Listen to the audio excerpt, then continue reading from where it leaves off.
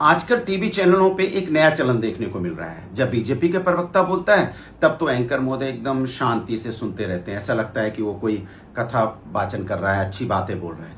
लेकिन जैसे विपक्ष का नेता जनता की बात बोलने लगेगा, जनता के मुद्दे उठाएगा, समाज के मुद्दे उठाएगा, एंकर महोदय उसके बीच में रनिंग कमेंट्री करने लगेंगे और इसमें इतनी रनिंग कमेंट्री करेंगे कि जिससे कि विपक्ष की आवाज जनता के बीच ना पहुंच पाए, उस शोरगुल में दब जाए।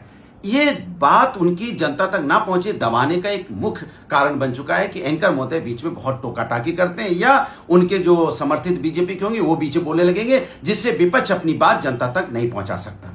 एक तो ये देखने को मिल रहा है। दूसरा भी एक नया चलन चला है कि कुछ चैनल पाकिस्तानी पत्रकार और नेता को ही बैठा लेंगे और पाकिस्तानी जो नेता और पत्रकार है उसकी बात को विपक्ष से जोड़ देंगे, विपक्ष से जोड़ने की कोशिश करेंगे और फिर कहेंगे देखिए विपक्ष पाकिस्तान की बात कर रहा है। अरे विपक्ष तो कह रहा है दुश्मन देश है पाकिस्तान, आतंकी देश है पाकिस्तान, को हमें चाहिए ही नहीं, लेकिन फिर भी पाकिस्तान के किसी नेता पत्रकार को हिंदुस्तान के टीवी चैनल बैठाने की क्या जरूरत है?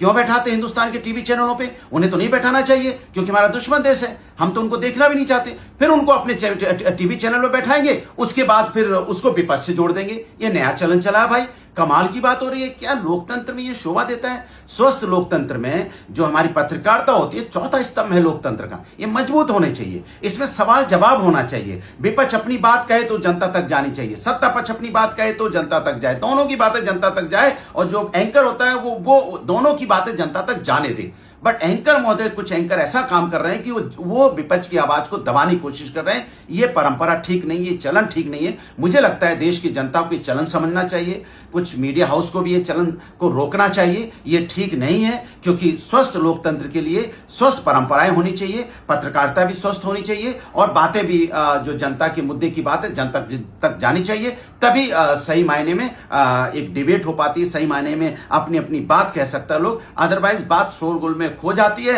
एंकर महोदय की आवाज में भी विपक्ष की आवाज दब जाती है।